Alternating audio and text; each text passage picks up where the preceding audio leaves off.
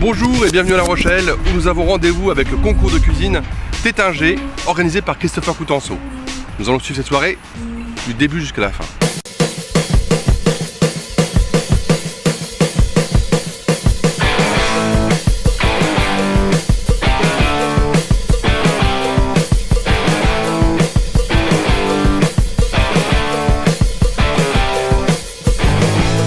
Un quart d'heure.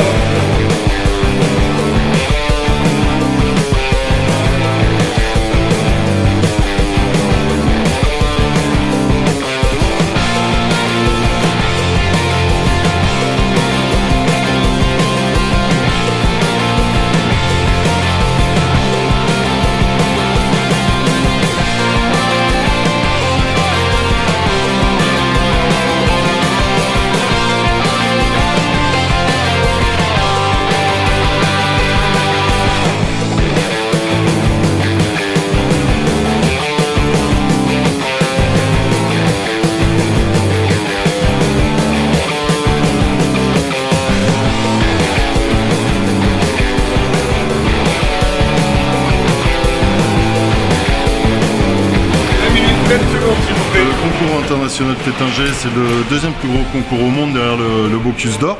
C'est sérieux et technique.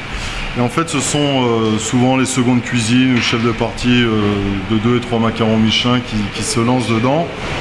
Pour moi, c'est un peu une préparation aux meilleurs ouvriers de France. Combien de candidats aujourd'hui? 6 candidats. pour la demi-finale à La Rochelle. Donc il y avait la semaine dernière une autre demi-finale qui se passait dans le nord de la France, Ouais. nord-est de la France, où c'est Emmanuel Renaud qui s'en occupait. D'accord. Et après, les 6 meilleurs se retrouvent en finale À Paris. à Paris. Ils ont 2 plats. Donc c'est des sujets qui sont arrêtés par les 10 chefs du comité Tétinger. Oui. Donc il y a Michel Roth, il y a Emmanuel Renaud, donc on est une dizaine. Tout le gratin. Voilà. Et puis donc nous on fixe les sujets. Et après c'est la surprise. Ils ont juste un des 2 sujets qu'ils connaissent à l'avance. Pour le préparer. Exactement. D'accord. Et un deuxième sujet qui est surprise jusqu'au jour J. D'accord. Et là donc les 2 plats qu'ils vont faire, c'est Donc alors le premier plat c'est un saumon en feuilletage. une surprise celui-là? Non, Non. c'est l'imposé. D'accord. Et le deuxième surprise ça va être un soufflé sur une bisque de langoustine. Toi tu es le président du jury, Voilà. mais tu es accompagné d'autres chefs. Donc on a une douzaine de chefs. Oui. Donc ils sont 3 en cuisine Oui. pour surveiller, pour voir un peu tout ce qui est hygiène, tout ce qui est technique. Et après, vu qu'il y a 2 plats, donc il y a 2 fois 5 chefs qui goûtent les plats et qui les notent aussi. Donc là tu goûtes tout, la texture, Ouais, la cuisson, l'assaisonnement. La sauce, ouais. Et puis après, si l'ensemble du plat il est bien harmonieux sur les choix. Donc en fait tu vas disséquer chaque étape. Chaque étape. Ça va? Tu sens bien ce concours? Ah, je le sens bien, surtout sur le soufflé, donc très technique. Donc, Ouais. Impatient de voir. ah oui, parce que c'est vraiment peut-être ce qu'il y a de plus difficile en cuisine, c'est vraiment la maîtrise du soufflé. Ma mission, c'est de noter le développement de l'opération, c'est-à-dire en cuisine, ce qui se passe, c'est-à-dire l'élaboration des produits, la mise en place. Il faut que, même si c'est un concours à un niveau très relevé national, il faut que les candidats partent du principe que le stress, il faut l'évacuer dans les dernières 30 minutes, parce que là, c'est le plus dur. C'est la première fois que vous faites ce concours Non, c'est la deuxième fois. Deuxième fois. Voilà, et nous avons tous les 4 ans les demi-finales du MOF aussi, donc qui est aussi un événement identique. Ce qui est important, c'est de travailler avec les professionnels locaux. Et notre but premier, avant de répondre à une demande du groupe Tétinger, c'est surtout de répondre à Christopher Coutenceau et de travailler avec lui. Alors après, c'est vrai que d'accueillir une manifestation de cet ordre-là est intéressante pour nous. J'irais... C'est pas le côté médiatique qui nous attire dans un premier temps, c'est surtout que nos élèves approchent des chefs d'un certain renom et puissent travailler avec eux.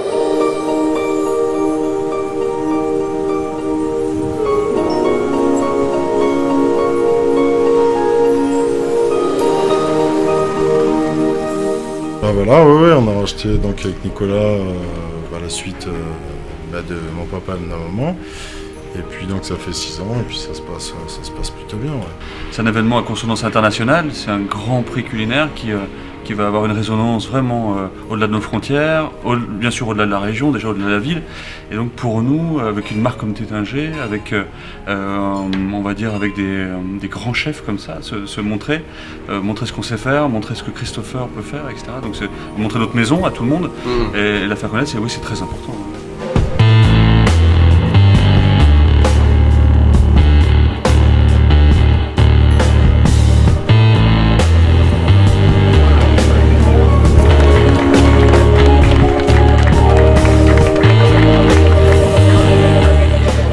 Parce que le Tétinger, c'est un grand nom, c'est un concours difficile. C'est le deuxième plus grand concours au monde, après le Bocuse d'Or. On appelle ça l'antichambre des MOF, et moi mon rêve c'est le MOF. Et là je me dis... c'est possible. Je me suis mis une telle pression, j'ai pas dormi de la nuit, je me suis dit si ça paye pas là, pour le col bleu blanc rouge, on est mal. Mais dès le début, on l'a vu, gestion de soi-même, réussir à se contrôler, d'autres n'ont pas trop réussi à le faire, ils ont été pénalisés pour ça. Parce que dès que tu es stressé, tu fais des erreurs, et puis une minute de retard, c'est 10 points au moins, donc ça va vite. Le concours a été créé par Claude Tétinger en 1967 pour rendre hommage à son père Pierre Tétinger, qui était un fin gastronome et qui a toujours voulu promouvoir la cuisine française à travers le monde. Donc depuis le début, depuis 1967, Claude Tétinger a voulu un concours extrêmement exigeant, extrêmement difficile, avec un service sur plateau, pas sur assiette. Et nous avons essayé de faire perdurer ce concours et d'en faire un grand concours international. Il y a aussi l'idée de la transmission, c'est-à-dire que des générations de chefs reconnus, unanimement reconnus, forment soit le comité d'organisation, soit les jurys. C'est-à-dire que finalement ces jeunes sont choisis, reconnus, sélectionnés par leur père, c'est-à-dire des gens qui pratiquent le même métier, qui ont les mêmes exigences d'excellence, mais qui ont déjà le recul de leur expérience. Soit on est dans cette merveilleuse maison de Christopher Coutenceau avec un service, là pareil, une attention toute particulière et finalement extrêmement agréable. Il n'y a jamais de rupture dans cette continuité, dans cette transmission. Bon les enfants, bonsoir, on est entre chefs là.